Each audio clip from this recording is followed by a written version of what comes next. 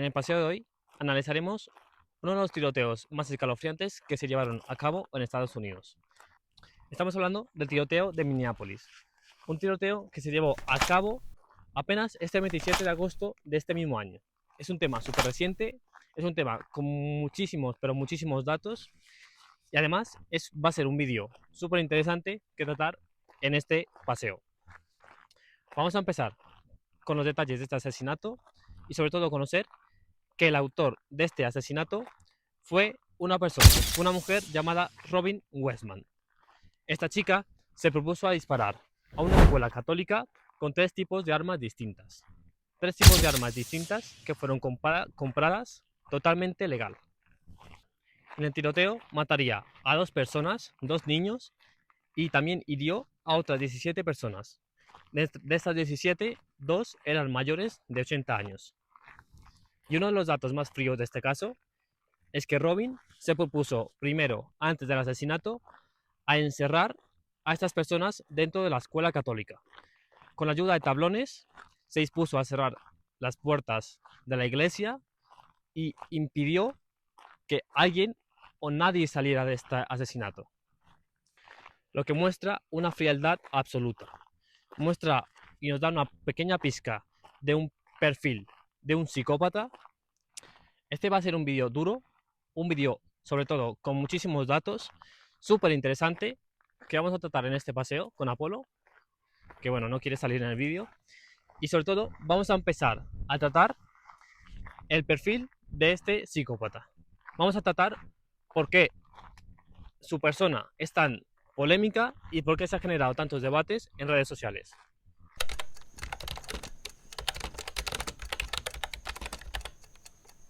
Pues vamos a empezar a hablar del perfil del atacante. He comentado antes que Robin Westman era una mujer, pero biológicamente era Robert Paul Westman. Era biológicamente un hombre. Un hombre que a los 17 años y poco después de graduarse se cambiaría el sexo con ayuda y el apoyo de su madre. A los 17 años y poco antes de cambiarse de sexo, se había graduado de la escuela Annunciation, escuela que pocos años después terminaría tiroteando. No he querido indagar en la familia de Westman, pero por lo que se sabe, su madre era secretaria de esta misma escuela. Estuvo un periodo de tiempo hasta que se fue y creo que la echaron en el 2021. Entonces, ya sea por una razón u otra, sabemos que Westman estaba muy ligado a lo que sería esta escuela. En los informes oficiales, la policía y el FBI lo identificaban primero como un hombre, pero después, en documentos oficiales, se le identificaba como una mujer. La policía no sabía exactamente cuáles eran las razones de que él cometiera este crimen, pero lo que yo intuyo y lo que sobre todo lo que es evidente es que ella tenía una clara obsesión por la violencia y un claro odio contra los católicos. Es un perfecto perfil de un asesino moderno, un asesino que grababa y se inspiraba también en otros asesinos seriales, como veremos más adelante. Esto resalta temas como el estrés. Las personas trans, según estudios, reportan un 50% más de estrés y de ansiedad debido a la discriminación que sufren las personas. Discriminación sobre todo en entornos conservadores, entornos como el que vivió Westman. Westman vivió y sobre todo estudió en una escuela católica. Hay pocos lugares más conservadores que una escuela católica. Y por los evidentes componentes virales y sobre todo polarizantes que tiene el perfil de este asesino, vamos a analizar las reacciones que vi de redes sociales. Vi reacciones sobre todo de odio, reacciones hacia él y hacia su persona que analizaremos en el siguiente apartado de este vídeo.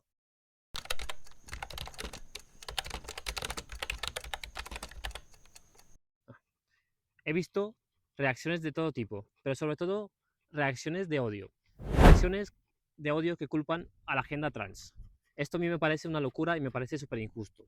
He visto reacciones y sobre todo un hashtag que me parece una locura, que es el hashtag transterrorism, que sería como los trans son terroristas. Algo, sería una traducción un poco literal, pero sería algo del estilo. En este hashtag la gente se hartaba y sobre todo culpaba a la agenda trans, como he dicho antes. Y sobre todo usaban frases del... vale. y sobre todo usaban frases del manuscrito de Westman para atacar a esta comunidad. Frases que él mismo dijo, y eso es verdad, él mismo dijo que se arrepentía y sobre todo se arrepentía de haberse lavado el cerebro.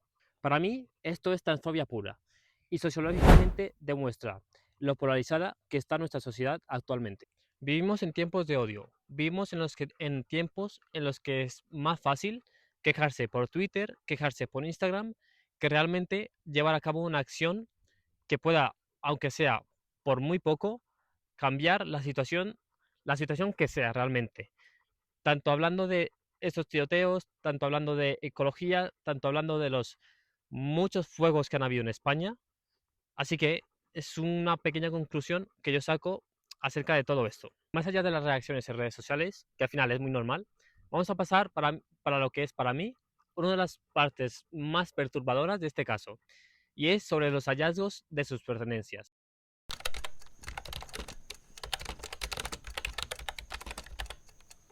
Sobre todo para esta siguiente parte del vídeo tengo que estar en movimiento, tengo que estar ágil de memoria y ágil mentalmente para explicar todo lo que hay, porque hay muchísimos, pero muchísimos datos y sobre todo muchísimas fotos de lo que eran sus pertenencias. Dentro de sus pertenencias, dentro de las muchísimas cosas que habían y de las cosas más perturbadoras que habían, eran sus armas de fuego. Creo que no lo conté anteriormente, pero él para el asesinato y para sobre todo lo que sería el crimen utilizaría tres tipos de armas distintas: un rifle, una escopeta y una pistola. Cada una de estas armas venían con grabados terroríficos, grabados anti-Trump, grabados contra los judíos, grabados glorificando a otros asesinos en serie que han habido a lo largo de la historia. En este mismo vídeo que subió él mismo, se muestra a él jugando con las armas, jugando de una forma espeluznante, jugando casi como el que juega con juguetes. Además de los grabados en sus armas, también tenemos dibujos. Un dibujo que a mí me parece espeluznante. Bueno, tenemos varios, pero el que más me pareció espeluznante es uno que incluso es difícil de describir. Es un dibujo en el que se muestra a él en el baño. Además, está en el baño, está él frente al espejo del baño, como he dicho antes. Y lo que se ve no es un reflejo de sí mismo, ve al diablo. Ve al diablo y alrededor de lo que sería el espejo y el baño, tiene inscripciones en cirílico, que es como una especie de ruso, para que lo entendamos muy fácilmente, con grabados como ayuda, mátate, mátate, evidentemente haciendo alusión a lo que terminaría siendo, porque no sé si lo mencioné antes, pero justo después de cometer el asesinato, él se quitaría la vida en ese mismo sitio. Además, como mencioné antes, hay una carta que si tienes tiempo, aquí abajo en la descripción he dejado la transcripción de la carta, de la última carta que él dejaría a su familia. Es una carta dura, es una carta llena de arrepentimientos, de disculpas hacia su familia. Es una carta en la que él anticiparía, evidentemente, lo que terminaría haciendo, diciendo cosas como lo siento mucho a mi familia, me arrepiento de lo que hice, y sobre todo la famosa frase de arrepentimiento hacia su transición de hombre a mujer ha sido súper famosa y es lo que he explicado antes. Y no es por empatizar con él, pero sí quiero empatizar con su familia. Imagínate ser su familia, ser su madre, su padre, sus hermanos, sus amigos y recibir esta carta y sobre todo recibir esta noticia. Recordemos que esta persona también tenía gente que lo quería, gente que él quería, personas que estaban afines a él, a su personalidad y que de una forma u otra lo querían. Quiero que te pongas en ese papel, en el papel sobre todo de la familia. Y no es por empatizar ni por blanquear lo que hizo, pero es muy importante saber y dar contexto para que esto no vuelva a ocurrir, sobre todo, que es lo más importante. Psicológicamente estamos frente a una persona que tiene una clara obsesión con la violencia. Una persona que además de tener una obsesión con la violencia, demuestra un claro autoodio. Se odiaba a sí mismo. Y eso lo veíamos anteriormente con el dibujo que enseñé antes, con este dibujo de él frente a un espejo, viéndose a sí mismo como un diablo, queriéndose matar. Es una locura de caso. Y además era un perfil de persona que tenía muy poca autoestima.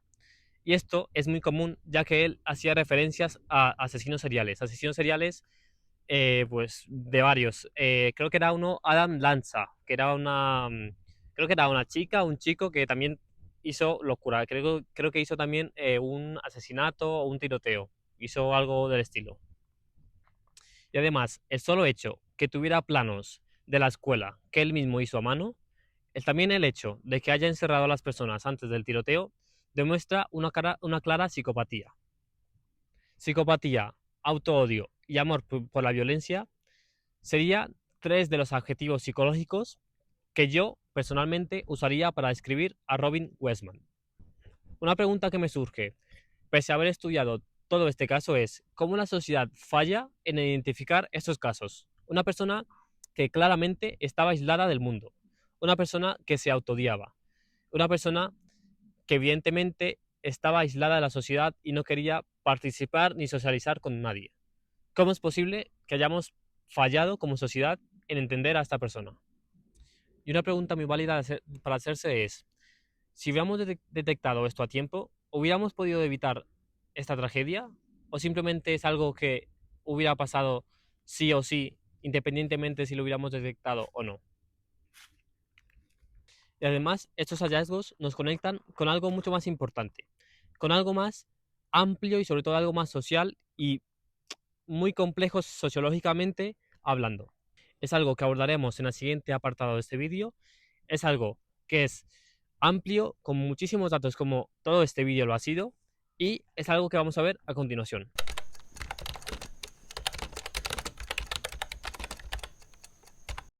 Bien, ahora pasemos a analizar los factores psicológicos, sociales y culturales que han llevado a este caso a ser